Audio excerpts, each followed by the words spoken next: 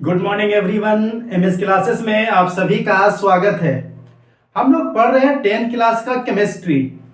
आइए हम लोग पिछले क्लास में कुछ प्रमुख रासायनिक सूत्र पढ़े थे। आज कुछ और पढ़ के और एक नए चैप्टर की शुरुआत करेंगे जिसका नाम है रासायनिक अभिक्रिया एवं समीकरण। आइए पहले कुछ और सूत्र के बारे में चर्चा करते हैं। हम लोग आज जानेंगे एक सूत्र है जिप्सम।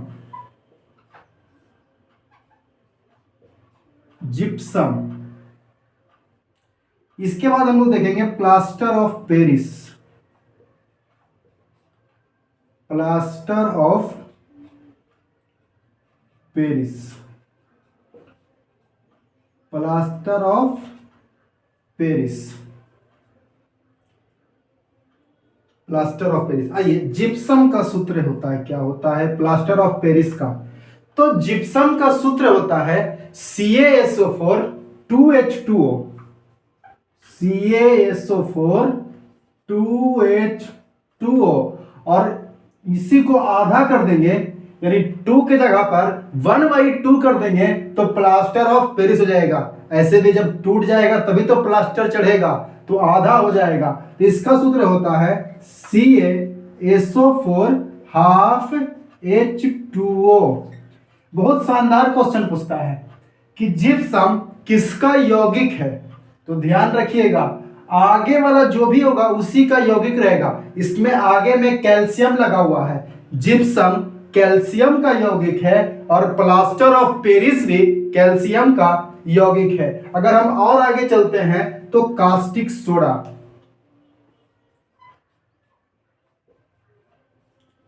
कास्टिक सोडा इसी को कहते हैं सोडियम हाइड्रोक्साइड। कास्टिक सोडा का दूसरा नाम क्या है? Sodium hydroxide. Sodium hydroxide. अगर हम कास्टिक सोडा का सूत्र देखेंगे तो सोडियम सोडियम का होता है Na और हाइड्रोक्साइड का होता है OH। इसी तरह से अगर हम कास्टिक पोटास का देखेंगे, कास्टिक पोटास इसी को कहते हैं पोटेशियम हाइड्रोक्साइड। पोटास तो पोटेशियम हाइड्रोक्साइड, सोडा तो सोडियम हाइड्रोक्साइड। तो ये हो जाएगा potassium hydroxide. Potassium hydroxide. Potassium hydroxide. तो इसका हो जाएगा पोटेशियम का होता है K और हाइड्रोक्साइड का होता है OH। KOH। इतना नोट कीजिए। तो आगे और कुछ सूत्र चलते हैं।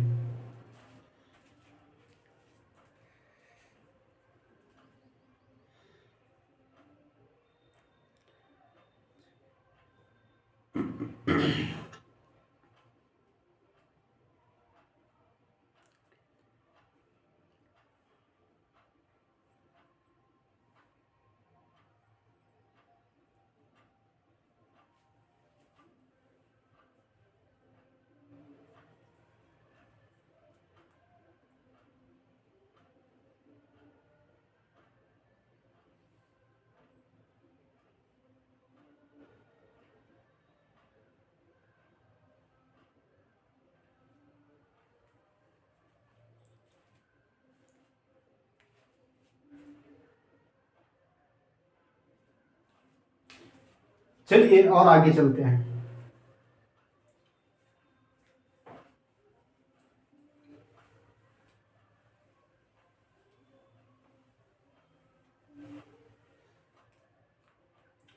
देखेंगे हम लोग विरंजक चूर्ण। विरंजक चूर्ण। विरंजक चूर्ण के बाद देखेंगे कली चूना। कली चूना को ही कहते हैं अनबूझा चूना। अनबूझा चूना। कली चूना को कहते हैं अनबूझा चूना।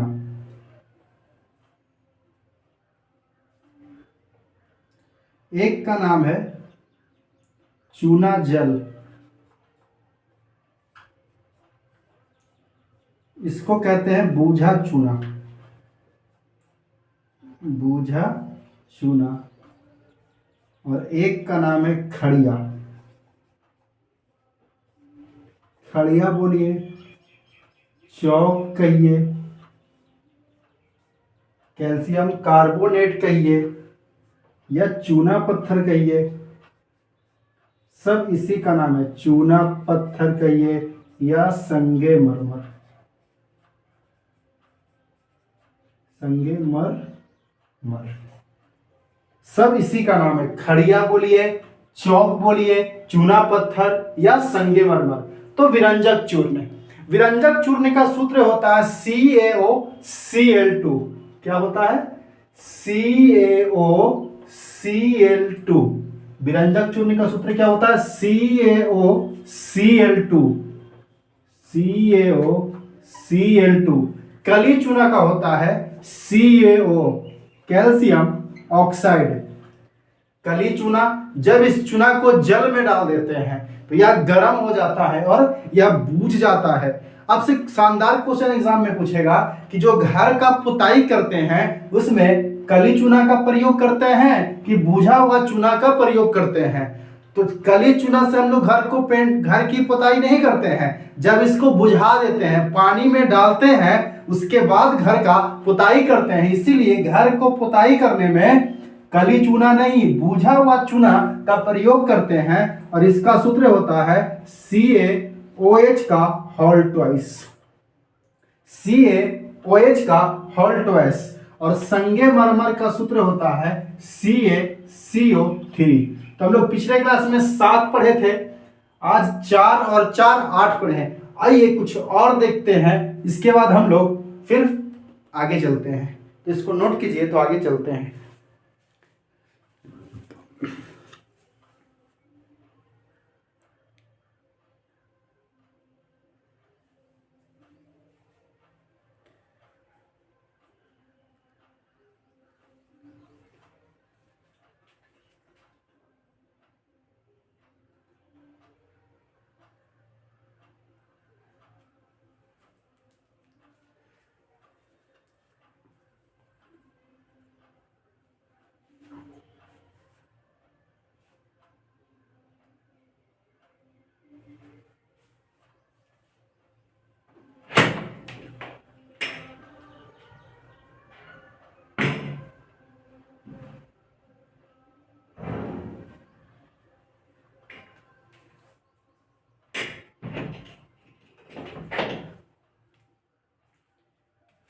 आइए आगे चलते हैं।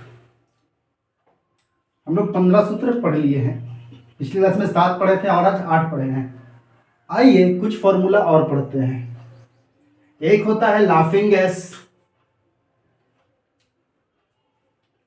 लाफिंग, इसी को बोलते हैं हंसाने वाला गैस, लाफिंग गैस। इसके बाद हम लोग 3 गो थोथा के बारे में जानेंगे। एक का नाम है हरा थोथा, हरा थोथा। इस एग्जाम में क्वेश्चन रिपीट होते रहेगा। हरा थोथा के बाद एक का नाम है उजला थोथा, इसी को कहते हैं सफेद थोथा। थोथा को तूतिया भी कहा जाता है, थोथा को तूतिया भी कहा जाता है, तूतिया। ये हो जाएगा सफेद तूतिया, थोथा कहे या तूतिया कहे। और एक का नाम है नीला थोथा या नीला तूतिया, नीला थोथा या नीला तूतिया। सुनिएगा ध्यान से।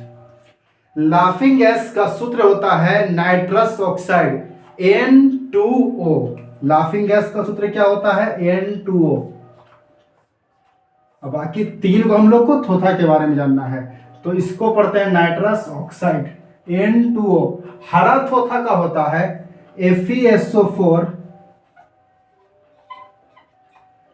सफेद थोथा का होता है ZnSO4 और नीला थोथा का होता है CuSO4। सब में जल की मात्रा होता है। हरा थोथा में भी नमी की मात्रा होता है, नमी को ही जल कहते हैं। सफेद थोथा में भी जल होता है और नीला थोथा में भी जल होता है। अब कितना जल के अणु होते हैं, तो हरा और सफेद में 7-7 होता है। हरा और सफेद में 7-7 होता है, जबकि नीला में 5 होता है। ये सूत्र कंप्लीट हो गया। हरा और सफेद में 7-7 होता है, जबकि नीला में 5 होता है। हरा FeSO4, सफेद तो था ZnSO4, ऐसे भी सफेद में जंग लगेगा जल्दी, याद रखिएगा, जिंक, सफेद जिंक है। हरा भरा कब रहेगा, जब लोहा से आप खेत को खुदाई करेंगे, इसमें अच्छे से उसका क्या करेंगे, फसल का निकाई करेंगे, तो हरा में लोहा रहेगा, सफेद में जिंक रहेगा और नीला में कॉपर रहेगा। हरा और सफेद में जल के 7 अणु होते हैं, जबकि नीला थोथा में जल के 5 अणु होते हैं। इसको नोट कीजिए। तो हम आज स्टार्ट करते हैं आगे।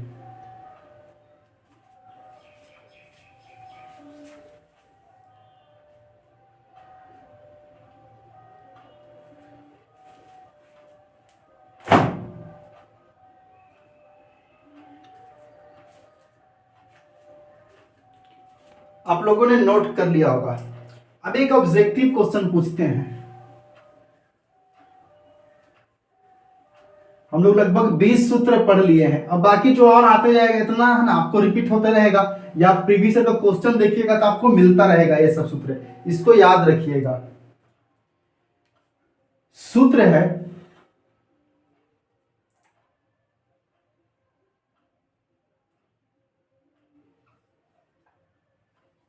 CaSO4, CaSO4 हाफ H2O का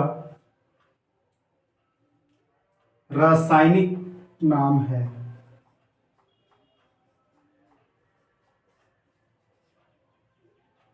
रासायनिक नाम है।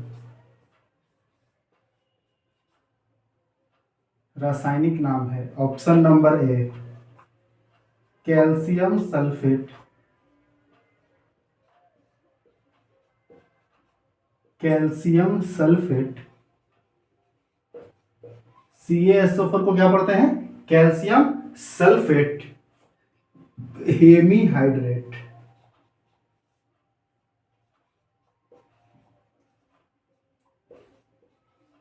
हेमीहाइड्रेट। ऑप्शन नंबर बी दिया है कैल्शियम सल्फेट। यहां पे तलबी सा हो जाएगा। Calcium sulphate dihydrate.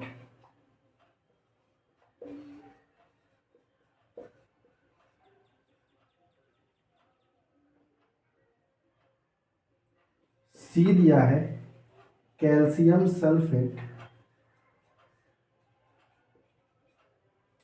Calcium sulphate. Option number D दिया है नन ऑफ दीज, इनमें से कोई नहीं। सुनिएगा, क्वेश्चन पूछ रहा है CaSO4 हाफ H2O का रासायनिक नाम है। हम लोग जानते हैं कि यह सूत्र प्लास्टर ऑफ पेरिस का है, लेकिन प्लास्टर ऑफ पेरिस का रासायनिक नाम क्या होता है, तो CaSO4 को कैल्शियम सल्फेट पढ़ते हैं। CaSO4 को कैल्शियम सल्फेट पढ़ते हैं। CaSO4 को कैल्शियम सल्फेट पढ़ते हैं, लेकिन इसमें जल की मात्रा है और जल को केमिस्ट्री में हाइड्रेट कहते हैं। इसमें दो ऑप्शन में हाइड्रेट है, इसमें हेमीहाइड्रेट है, इसमें डाइहाइड्रेट है। तो हम जब केमिस्ट्री पढ़ाएंगे तो आपको पढ़ाएंगे कि एक को मोनो कहते हैं, दो को डाई कहते हैं, तीन को ट्राई कहते हैं, चार को टेट्रा कहते हैं, पांच को पेंटा कहते हैं, छह को हेक्सा कहते हैं, सात को हेप्टा कहते हैं, आठ को ऑक्टा, नौ को नोना और 10 को डेका कहते हैं। तो डाई का मतलब आधा नहीं होता है, दो होता है, जबकि हेमी या सेमी का मतलब आधा होता है। इसीलिए इसका सही ऑप्शन हो जाएगा ऑप्शन नंबर ए।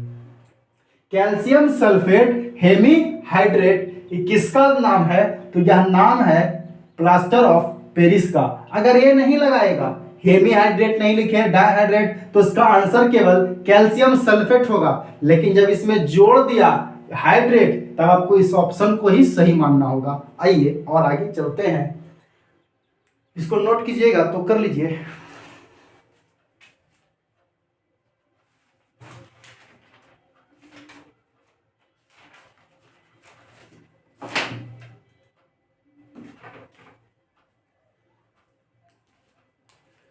चलिए लोग स्टार्ट करते हैं फर्स्ट लेसन और आगे चलते हैं।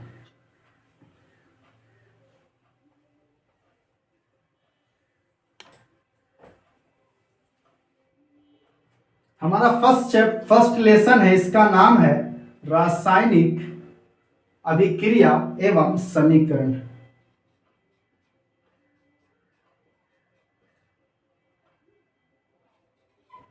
रासायनिक अभिक्रिया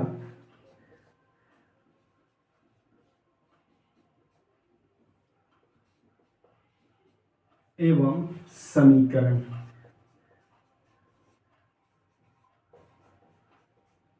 रासायनिक अभिक्रिया एवं समीकरण, सुनिएगा। सबसे पहला हम लोग को जानना है रासायनिक परिवर्तन, कि रासायनिक परिवर्तन होता क्या है।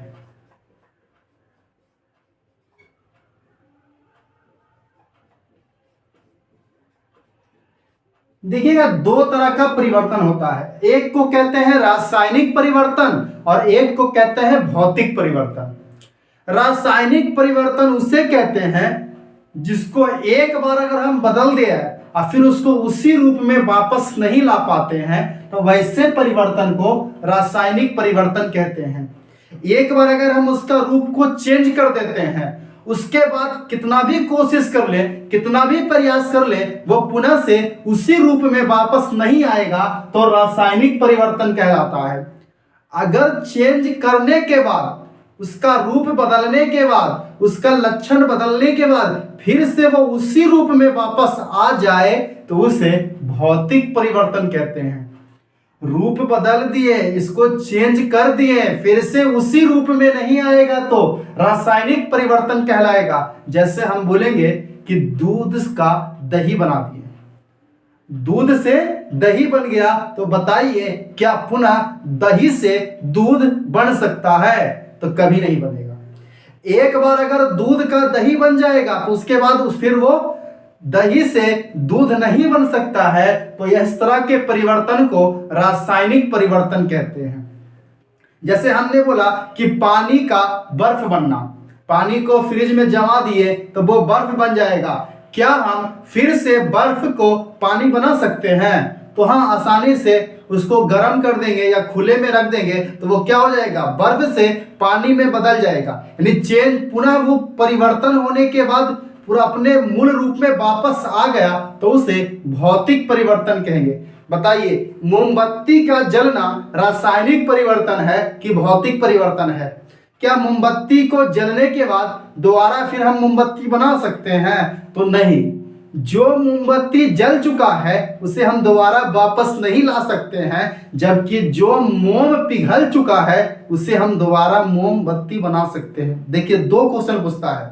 मोमबत्ती का जलना तो रासायनिक परिवर्तन, मोमबत्ती का पिघलना, पिघलना बोलेगा तो फिजिकल, पिघलना बोलेगा तो भौतिक परिवर्तन, फिजिक्स में चले जाएगा। पिघल गया तो उसको दोबारा बना सकते हैं, लेकिन जो जल गया उसको दोबारा नहीं बना सकते हैं। बच्चा लोग यहाँ पर कंफ्यूज हो जाता है। दो क्वेश्चन आता है, मोमबत्ती का जलना पूछेगा तो रासायनिक परिवर्तन, मोमबत्ती का पिघलना बोलेगा तो पिघल जाएगा तो उसको दोबारा बना सकते हैं, लेकिन जो चीज जल गया है उसे हम दोबारा ला नहीं सकते हैं, तो उसको कहते हैं मोमबत्ती का पिघलना भौतिक परिवर्तन, मोमबत्ती का जलना रासायनिक परिवर्तन। बताइएगा, फूल पत्तियों का सड़ना कैसा परिवर्तन है? फूल पत्तियों का सड़ना रासायनिक परिवर्तन है कि भौतिक परिवर्तन है? तो क्या उसको हम दोबारा फिर से उसी रूप में ला सकते हैं? तो नहीं ला सकते हैं, तो वो हो जाएगा रासायनिक परिवर्तन। कोयले का जलना कैसा परिवर्तन है? तो कोयले का जलना भी रासायनिक परिवर्तन है। तो हम लोगों ने जाना वैसा परिवर्तन जिसे पुनः प्राप्त नहीं किया जा सकता है उसे रासायनिक परिवर्तन कहते हैं। उदाहरण में लिख सकते हैं दूध का दही बनना, कोयले का जलना, कोयले का जलना, पिघलना बोलेगा तो भौतिक परिवर्तन हो जाएगा, कोयले का जलना। इसी प्रकार हम लोग और देखेंगे। तो आप लोग रासायनिक परिवर्तन लिख के डैश दीजिए। रासायनिक परिवर्तन लिख के डैश दीजिए। लिखिए वैसा परिवर्तन, वैसा परिवर्तन, वैसा परिवर्तन जिसे, वैसा परिवर्तन जिसे पुनः प्राप्त नहीं किया जा सकता है, वैसा परिवर्तन जिसे पुनः प्राप्त नहीं किया जा सकता है उसे रासायनिक परिवर्तन कहते हैं। वैसा परिवर्तन जिसे पुनः प्राप्त नहीं किया जा सकता है उसे रासायनिक परिवर्तन कहते हैं। एग्जाम्पल में लिखिएगा दूध का दही बनना। दूध का अगर घी बनना बोल देगा तो तब भी रासायनिक परिवर्तन ही बोले होगा। दूध का दही बनना, लोहा पर जंग लगना, यह बहुत इंपॉर्टेंट है। लोहा पर जंग लगना, लोहा पर जंग लगना कैसा परिवर्तन है? रासायनिक परिवर्तन। भोजन का पचना, हम लोग जो खाते हैं वो पच जाएगा, क्या फिर से वो दोबारा भोजन बन सकता है? तो नहीं। भोजन का पचना कैसा परिवर्तन है? भोजन का पचना। बताइएगा मोमबत्ती का जलना, मोमबत्ती का जलना, प्रकाश संश्लेषण की क्रिया। पेड़ पौधे अपना भोजन बनाने के लिए प्रकाश संश्लेषण की क्रिया करती है वह भी कैसा परिवर्तन है? तो वह भी रासायनिक परिवर्तन है। पटाखा या बम का फटना भी रासायनिक परिवर्तन है। फल फूल पत्तियों का सड़ना भी कैसा परिवर्तन है? रासायनिक परिवर्तन। तो लिखिएगा भोजन का पचना, मोमबत्ती का जलना, मोमबत्ती का जलना, प्रकाश संश्लेषण की क्रिया, प्रकाश संश्लेषण की क्रिया, पटाखा या बम का फटना, पटाखा या बम का फटना, फल फूल पत्तियों का सड़ना। ये वाला ध्यान रखिएगा, ये बहुत इंपॉर्टेंट है। यहां से एक ऑब्जेक्टिव पूछता है लोहा में जंग लगने से उसका वजन, ऑप्शन नंबर ए घट जाता है, ऑप्शन नंबर बी बढ़ जाता है, ऑप्शन नंबर सी अपरिवर्तित रहता है और ऑप्शन नंबर डी इनमें से कोई नहीं। तो लिखिएगा एक ऑब्जेक्टिव क्वेश्चन कि लोहा में जंग लगने से उसका वजन, लोहा में जंग लगने से उसका वजन, लोहा में जंग लगने से उसका वजन, लोहा में जंग लगने से उसका वजन। अब जानेंगे जंग क्यों लगता है। अब अभी केवल हम ऑब्जेक्टिव देख रहे हैं। ऑप्शन नंबर ए बढ़ जाता है, ऑप्शन नंबर बी घट जाता है,